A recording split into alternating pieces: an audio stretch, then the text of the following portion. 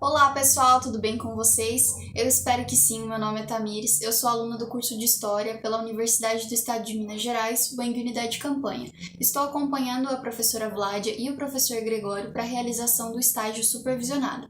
Por isso também estou fazendo esses vídeos como uma forma de auxiliá-los no momento de responder às atividades do PET, considerando que a elaboração desses vídeos, dos materiais, foram voltadas aí para as questões contempladas no PET.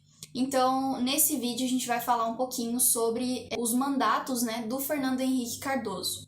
Para a gente começar, nós vamos destacar aqui esse processo de vitória que colocou o Fernando Henrique Cardoso no poder. E aí, nesse mesmo sentido, entender como ele foi reeleito, porque até então ele iria governar de 95 até 99, mas não foi bem isso que aconteceu. Bom, basicamente ele vence o primeiro turno das eleições de 3 de outubro de 1994. Então ele vai assumir a presidência em janeiro de 95, E como eu havia comentado, seu mandato vai até o ano de 1999. Só que o que acontece? Em 1997 foi aprovada uma emenda constitucional que dava direito à reeleição, ela possibilitava a reeleição. E aí, tanto para os presidentes quanto para os governadores e para os prefeitos. Então, nesse sentido, o Fernando Henrique Cardoso ele vai ser o primeiro presidente que vai ser reeleito. Então, aí já é um ponto que demonstra um diferencial para ele. Então, considerando que esse mandato iria até 1999, em 1998 a gente tem as eleições e ele sai mais uma vez reeleito aí no primeiro turno, tendo seu mandato estendido de janeiro de 1999 até janeiro de 2003, completando aí mais 4 anos no poder. E nessas duas eleições, o seu maior oponente era o Luiz Inácio Lula da Silva, o Lula. Então, nesse momento, a gente também tem um cenário aí meio que polarizado já entre o PSDB, representado pelo Fernando Henrique Cardoso, e pelo PT, o Partido dos Trabalhadores, com o Lula.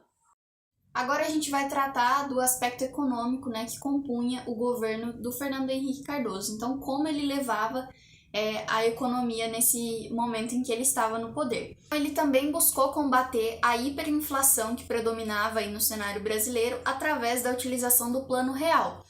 Esse Plano Real, ele foi implementado no governo anterior do Itamar Franco e, inclusive, foi o Fernando Henrique Cardoso, que, enquanto ministro da Fazenda durante o governo do Itamar Franco, ajudou aí na construção, na elaboração desse Plano Real, como uma medida de estabilidade, que buscava gerar estabilidade da economia. Nesse sentido, eles lançaram uma nova moeda, que era o real. Através dessa unidade real de valor, eles buscavam regular a conversão dos valores como uma medida de diminuição dos índices de inflação. Esse plano real, ele ainda perdurou no governo do Fernando Henrique Cardoso e vale lembrar também que foi através da elaboração desse plano em que ele viu que ele tinha uma certa popularidade, foi através desse plano que ele ganhou uma popularidade e aí se lançou candidato para as próximas eleições, em que ele saiu vitorioso em 94, assumindo o cargo em 95. Então, tendo o Plano Real como uma medida para diminuir esses índices de inflação que faziam parte do cenário brasileiro, eles tinham que, basicamente, essa medida auxiliaria pensando que ela veio para regular a conversão desses valores, dos valores da moeda. Então, contribuiria aí para a diminuição desses índices de inflação. No entanto, o Plano Real ele não foi tão eficiente assim e a gente vai conversar um pouquinho sobre isso, tanto que vocês vão ver que por volta do segundo mandato do Fernando Henrique, a gente já vê uma certa dificuldade, e uma instabilidade sobre esse Plano Real. Nesse sentido, a gente pode dizer que o Fernando Henrique ele adota uma política neoliberal para a economia. Basicamente, o que essa política neoliberal ela apresentava nesse cenário brasileiro?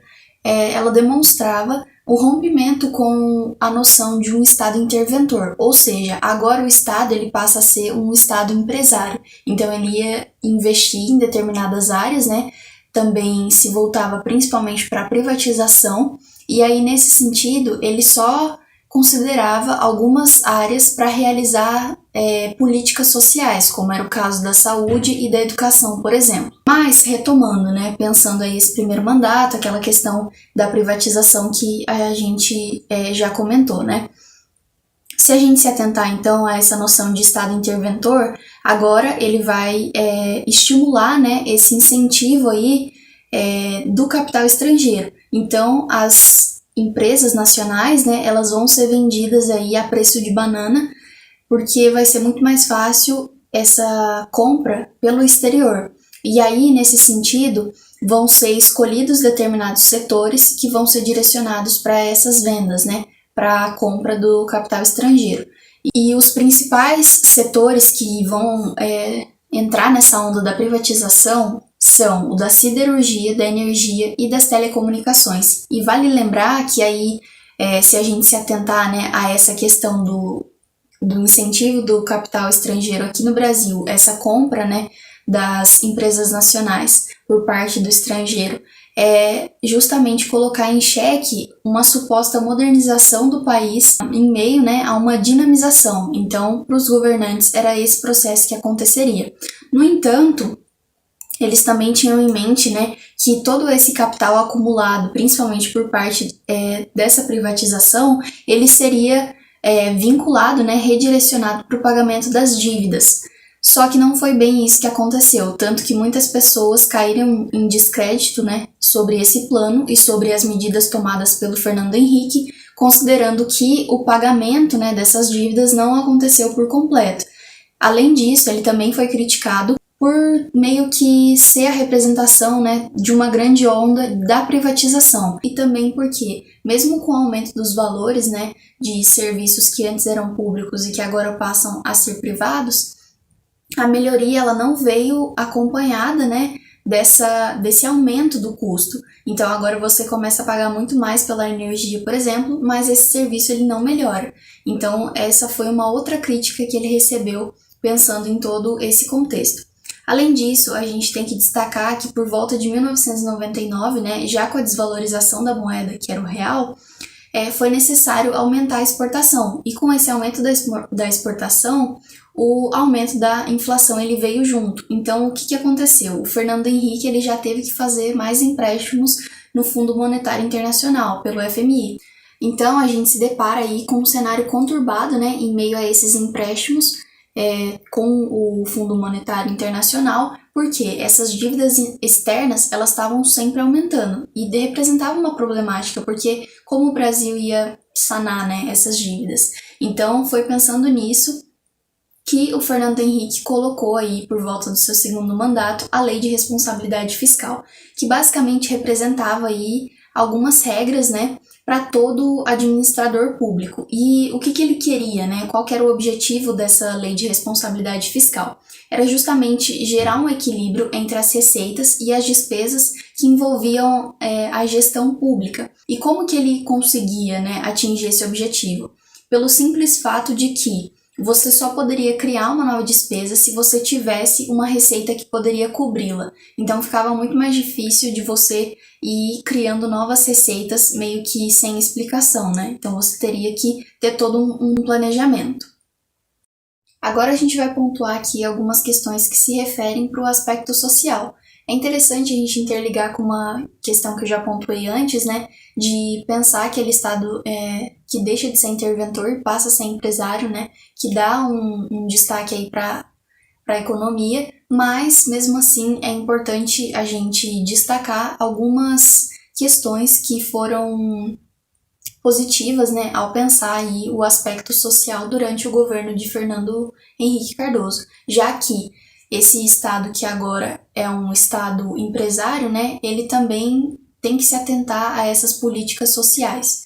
Um dos primeiros aspectos que a gente pode enfatizar se refere à educação, porque durante os mandatos, né, do Fernando Henrique, a gente consegue ver uma redução do analfabetismo, porque é durante esse período que o Brasil, né, ele atinge aí quase a universalização do ensino fundamental, que se volta mais ou menos por uma porcentagem de 97%.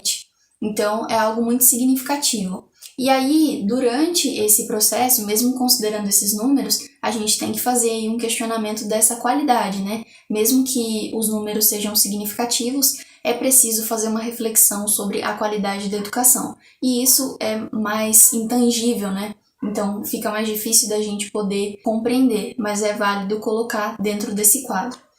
Pensando aí, né, ainda nesses índices, é válido também colocar em xeque para vocês, evidenciar que houve uma queda também nos índices da mortalidade infantil. E nesse mesmo processo, né, de considerar aí as questões que se voltam para a saúde, a gente ainda pode incluir nesse debate que o atendimento médico hospitalar e também as campanhas de vacinação, elas foram ampliadas durante o período que ele estava no governo. Então, também é um ponto muito positivo. Além disso, houve o aumento da expectativa de vida no país.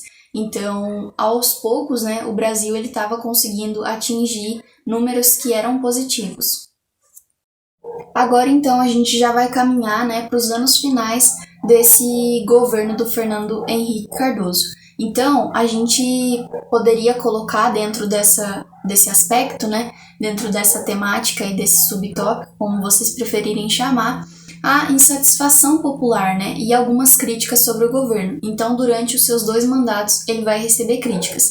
E aí, gente, é uma coisa que é inviável também, né? Todo mundo já foi criticado por alguém. Mas é claro que se tratando aí, né, da realidade que a gente está comentando e do contexto, é muito mais significativo, né? E aí a gente tem que ter mais cuidado para analisar. Mas é importante pontuar que houve essa insatisfação popular. E aí, essa insatisfação, ela se dá por vários fatores. Eu vou pontuar alguns deles também, que daí dá pra gente entender mais ou menos por que houve, né, essa insatisfação. Então, dentro desse período que ele estava no governo, né, ele recebeu algumas denúncias, foram feitas algumas denúncias, na verdade, sobre corrupção. Então, até apontam que houve uma compra de voto de parlamentares para aprovação daquela emenda constitucional que se voltava, né, para aprovação do processo de reeleição, tanto dos presidentes quanto dos governadores e dos prefeitos. Mas até então não chegou em nenhuma conclusão, pelo que eu entendi até agora. Durante o seu governo também houve uma crise de energia elétrica, então o famoso apagão. Então ele recebeu muitas críticas por conta disso também. Além disso, o aumento, né, da dívida externa e interna ao longo desse processo, ao longo dos seus mandatos, foi algo que gerou muita insatisfação. Ainda mais considerando, né, que nesse cenário o Plano Real, que era tão importante e que tinha o objetivo de combater a inflação e também de estabilizar a economia, meio que não estava cumprindo com o seu objetivo, né? Então, as pessoas, como eu havia falado, elas entraram em descrédito, né, sobre esse plano. Nós podemos colocar aí mais um ponto que vai configurando aí uma bola de neve, né, para essas tensões populares aí que se dão durante o seu governo, que se refere ao aumento do desemprego. E além disso, a gente ainda meio que fecha todo esse raciocínio pontuando a vitória do Lula. Por quê? Esse cenário meio conturbado, né, e cheio de insatisfações aí, repleto de pequenos motivos, mas que são grandes o suficientes para gerar uma vontade por mudança, né? Então, foi justamente esse anseio pela mudança, né, que as pessoas deixaram de lado aí esse partido que já era vitorioso há 8 anos, que era o PSDB, para votar e escolher uma nova face, né, uma outra perspectiva de governo que era representado pelo Luiz Inácio Lula da Silva através do partido do PT. E aí é nesse cenário, né, que o Lula acaba sendo vencedor das eleições de 2002 e assume o cargo em janeiro de 2003. Bom, pessoal, então a gente vai ficando por aqui, né? Fizemos aí um breve debate sobre essas questões que permearam o governo, né, os mandatos do Fernando Henrique Cardoso. Espero ter ajudado vocês de alguma forma. Quem tiver alguma dúvida, deixa aqui nos comentários ou lá no Google Sala de Aula que eu vou dar uma olhadinha. Muito obrigada para você que assistiu esse vídeo e até mais. Tchau!